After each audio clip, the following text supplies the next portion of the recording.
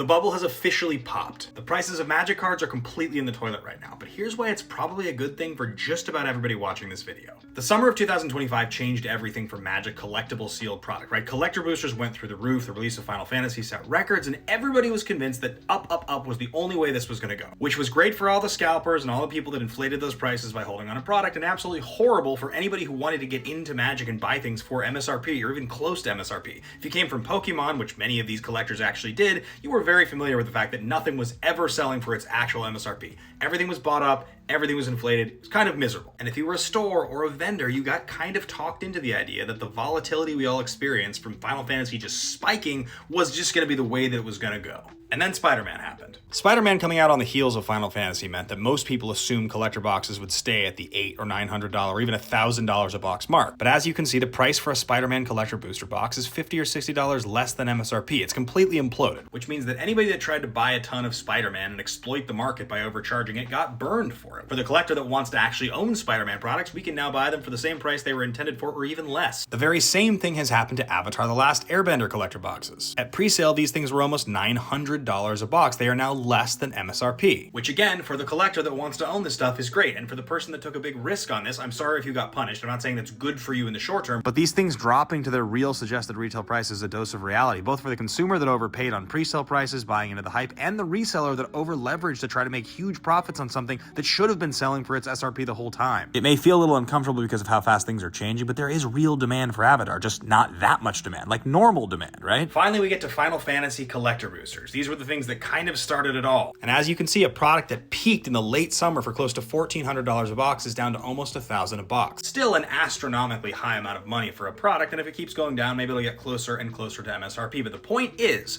the people who got into the Magic market that came from Pokemon or any of the other games that were basically just here to take advantage of demand, feels like they're probably exiting the market because it doesn't actually feel like Magic represents to them what it seemed like it was going to. That sort of cash cow mentality, not really here to stay. Interestingly enough, Edge of Eternity's collector boxes are selling for just a little bit above MSRP. And you can see this trend as they have gone down and back up because there's real demand for the product, not just driven by outside universes beyond IP, which is what so much of that new interest and demand that came into Magic was based on. It's not real, right? It's people that want to take advantage of the fact that Spider-Man is collectible or Final Fantasy is collectible. The Magic market overall has really come back down to earth in a way that is good for the people that want to be here and good for us if we don't want the people here who shouldn't be here. And I think that overall, that's a good thing. We can get our hands on the cards that we want. Most of these price trends are reflected in play boosters as well. What do you think? Have you seen this happen? Are you excited to be able to get any of this stuff you couldn't get before? Let me know below in the comments.